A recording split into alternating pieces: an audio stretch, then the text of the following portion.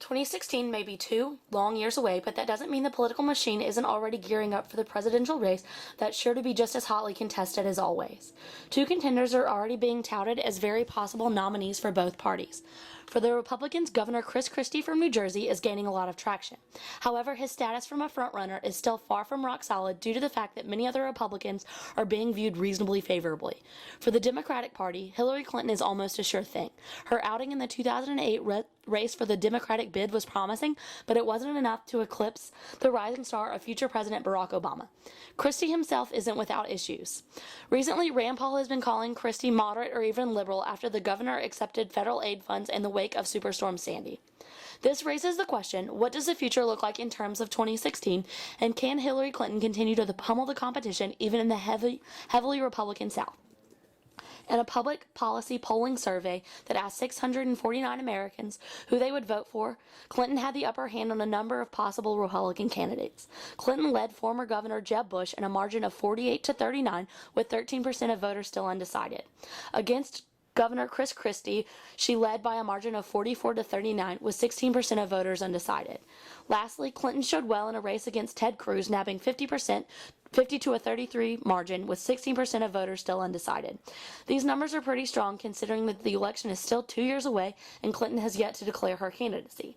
The audience polled was also not strongly liberal, with only 8% identifying as very liberal, 16% identifying as liberal, and a majority of the audience saw themselves as conservatives, with 35%. Also polled, 26% of the audience identified as somewhat conservative, and lastly, 15% of people identified as strongly conservative. Among such a widely varied audience poll, Clinton's numbers are quite impressive. She is also polling quite well among her own party nationally, coming in at 67% in a public policy poll. This is an increase from where she began her campaign in 2012, when she only had 61% of Democratic national support. According to a UK Guardian article, Clinton's numbers are more reminiscent of an incumbent running for their second term. According to the article, her numbers are similar to when Bush 1 was polling in the 70s during his 1992 re-election campaign. From these early polling numbers, it looks like Hillary Clinton will definitely play a large factor in the Democratic game plan for keeping the White House. It is also important to note that in addition to polling well across the country among her own party, Clinton is also polling well where it matters. According to a WMUR Granite Site poll from the University of New Hampshire, Clinton is still polling in the mid-70s in this key battleground state. As the politically savvy know, a candidate must have a good showing in the New Hampshire primary before they can be taken seriously as a candidate. Clinton is also many percentage points above the next highest Democratic hopeful, Joe Biden, who ranks in with just 50%. Another important message from the same University of New Hampshire poll is that unlike Clinton and the Democrats, the Republicans have no clear frontrunner. Most of their candidates are bunched up in the 20 to mid 30% range.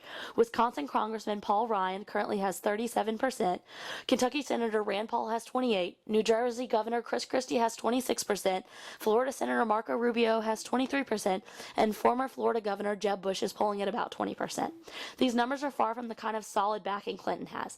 This is largely in part to the fact that the Republican field is so deep that voters have to choose between many candidates who could go on to gain a lot of ground. But the news is still good for Clinton if she hopes to make a run for the White House. Things in Iowa, however, are a little closer. Between Republicans, Jeb Bush was viewed with 58% favorability, Chris Christie was viewed with 45%, Bobby Jindal was viewed with 42%, and Rand Paul was viewed with 60%.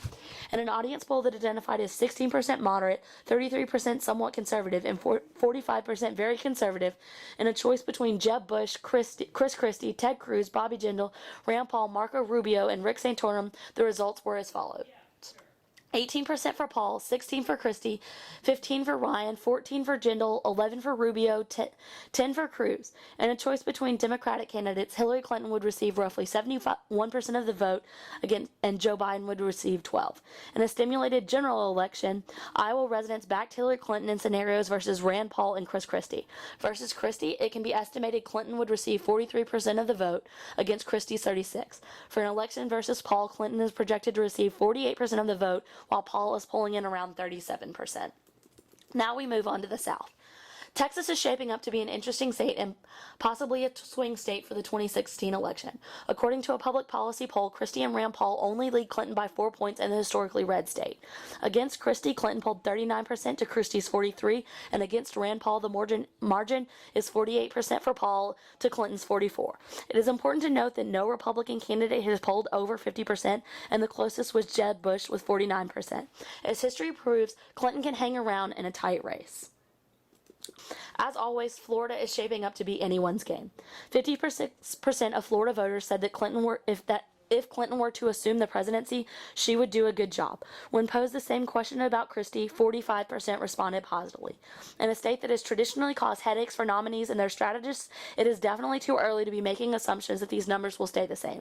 However, an interesting perspective to take on this is how the slipping numbers of President Obama will affect how Clinton performs. She is definitely seen as having strong ties to Obama's presidency, and his policies and falling numbers could have a negative effect on her chances. The growing sentiment is one that is easily shared by many voters in the South.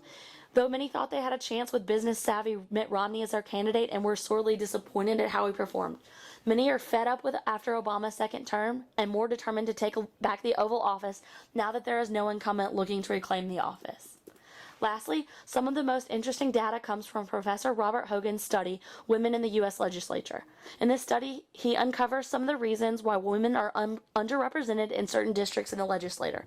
Two of his arguments shed some light on how the General South will react to a viable woman candidate. First is that traditional cultures are far less accepting of change and women in power. The South is highly traditionalist and places high values on faith and the family unit. These cultures are less likely to elect a woman and a mother to the commander-in-chief position because the roles of power are usually reserved for the man. They see the woman in a more traditional role of mother and woman rather than a provider. They would be more confident in a man to assume the role of president because it emphasizes the qualities they attribute to the male species.